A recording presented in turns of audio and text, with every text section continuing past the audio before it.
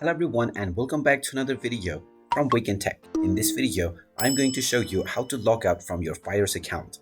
So let's get started right away. Now, if you have logged out from the Fyers app on your device, by tapping on the account icon and then tapping on Logout, you might notice that your login information is still saved within your app data. So in order to prevent this and log out fully, long press on the Fyers application on your device and tap on the info button at the top right. This will now take you into the application info page for Fyers.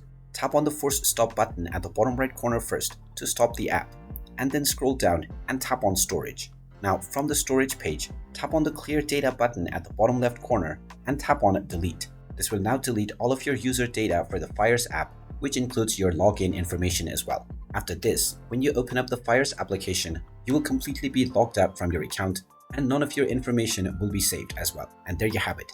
That is how you can safely log out from your account on Fyers. If you find this video helpful, make sure you hit that like button and subscribe to our channel if you haven't done so already. Also ring that notification bell to never miss another update from us. Thank you for watching and I will see you again in the next video.